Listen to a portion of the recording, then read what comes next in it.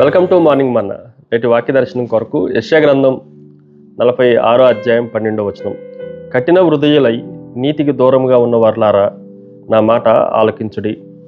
మరొకసారి యెషయా ప్రవచన గ్రంథంలో నుండి ఉదయకాల సమయంలో దేవుడు మనల్ని పిలుస్తున్న పిలుపు, మనం ఎలాంటి వారమో మరొకసారి మనల్ని మనం గుర్తు చేసుకోవటానికి ఈ ఉదయకాల సమయంలో 4 ప్రాముఖ్యమైన సత్యాలు మనం గ్రహించాలి. Number 1, know your condition. నీ స్థితిని తెలుసుకోండి. ఈ మాటను మనం జాగ్రత్తగా ఆలోచన చేస్తే, కఠిన హృదయులారా నీతికి దూరంగా ఉన్నవారులారా అన్న మాట 2 విషయాలు మనకి జ్ఞాపకం చేస్తూ ఉన్నాడు. మన కండిషన్ ఏంటి అనంటే మొండి హృదయం కలిగిన వారం. మన కండిషన్ ఏంటి అనంటే దేవునికి నీతికి దూరంగా ఉన్నవారు. ఇది మన ఆధ్యాత్మిక స్థితి అన్న సత్యాన్ని మనం ఎల్లప్పుడూ జ్ఞాపకం ఉంచుకోవాలి.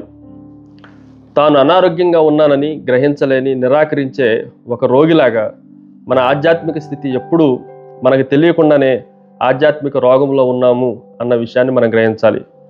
ఎప్పుడైనా సరే హీలింగ్ అనేది డయాగ్నోసిస్తో, రోగ నిర్ధారణతో, ట్రీట్మెంట్తో ప్రారంభించబడుతుంది. ఆ డయాగ్నోసిస్ ఏంటి అని అంటే మన స్థితిని మనం గ్రహించటం, ట్రీట్మెంట్ ఏంటి అని మనం ఆలోచన చేస్తే దేవుని దగ్గరికి చేరటం. 2వ విషయాన్ని మీకు జ్ఞాపకం చేస్తాను. కీప్ లిజనింగ్, వింటూ ఉండండి, నా మాట ఆలకించుడి అని మరొకసారి దేవుడు మనల్ని పిలుస్తూ ఉన్నాడు. మొండి హృదయంగా మనం ఉన్న, కఠిన హృదయులుగా మనం ఉన్న, నీతికి దూరంగా ఉన్నప్పటికీ ఇప్పటికీ దేవుడు మనల్ని పిలుస్తున్నాడు. దేవుడు మనల్ని పిలవకుండా, మనతో మాట్లాడకుండా ఆయన దూరంగా ఉండేవాడు కానే కాదు. కొన్నిసార్లు మనం పట్టించుకోకపోయినా పదే పదే మనల్ని పిలిచే తల్లిలాగా ఆయన పట్ల మనం కఠినమైన హృదయాన్ని కలిగి ఉన్నప్పటికీ ఆయన మనల్ని పిలుస్తున్నాడు అన్న సత్యాన్ని మనం గ్రహించాలి. 3వ విషయాన్ని మీకు జ్ఞాపకం చేస్తాను. Kick out pride. గర్వాన్ని వదిలించుకోనండి. ఈ మాటను కూడా మనం జాగ్రత్తగా ఆలోచన చేస్తే కఠిన హృదయులై అన్న మాట మనకు కనిపిస్తూ ఉంది. ఈరోజు మనం జాగ్రత్తగా ఆలోచన చేస్తే కఠిన హృదయము అది దేవుని నీతి నుండి మనల్ని దూరంగా ఉంచుతుంది అన్న సత్యాన్ని మనం గ్రహించాలి.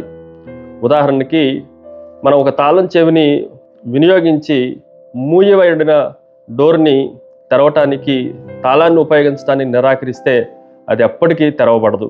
అలాగే ప్రైడ్ అనేది లాక్ చేయబడిన డోర్ లాంటిది. హ్యూమిలిటీ అనే కీ ఉంటే తప్ప దాన్ని ఓపెన్ చేయడానికి అవకాశం లేదు. అందుకే నీతి అనే కఠిన హృదయం మనకు ఒకవేళ మూసివేయబడితే యథార్థమైన దయగలిగిన హృదయంతో మనల్ని మనం తగ్గించుకోవటం ద్వారా తిరిగి దేవుని యొద్దకు చేరగలం. ఫైనల్లీ చివరిది 4వ విషయం, నీల్ ఇన్ రిపెంటెన్సీ. పశ్చాత్తాపంలో మోకరిల్లండి. ఈరోజు మనం జాగ్రత్తగా ఆలోచన చేస్తే నిజమైన పశ్చాత్తాపం తిరిగి దేవుని దగ్గరికి మనల్ని తీసుకొని వస్తుంది.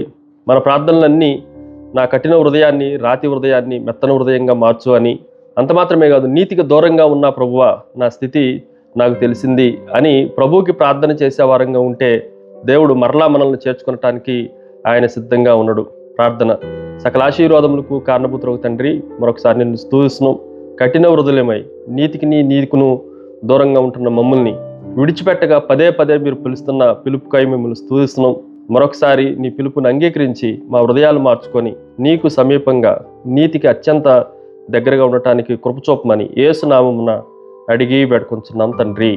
ఆమెన్. God bless you.